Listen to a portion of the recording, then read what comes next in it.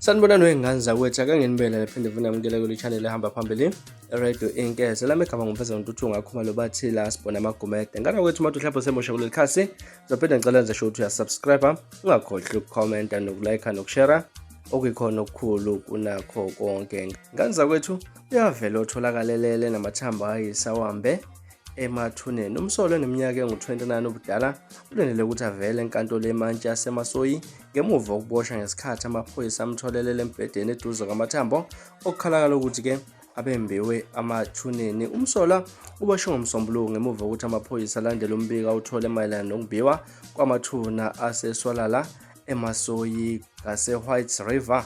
Ngokusho kwamaphoyisa ngezithuba zabo +1 ngoMsombuluko, owesifazane ungene esiteshini samaphoyisa eMasoyi azobe ukuthi kunowesilisa omba amathuna amabili.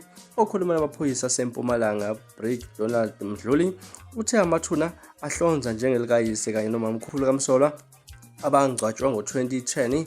Amaphoyisa aseMasoyi asamukele isikhalo ukuqala uphenyo ngesikhathi afika emathuneni aqiniseka ukuthi amathuna aphazamisekile. Amaphoyisa anikele kuMsolwa lapho ahlala khona eswalala amtholalele embhedeni wakhe namathambo okukhalakala ukuthi-ke ilawa awambe emathuneni aseduze kwakhe, uchaza uMdluli. Ngazi ukuthi izona iy'ndaba ezihamba phambili mhlanje sinilethela zona zishisa kwezisenkezweni.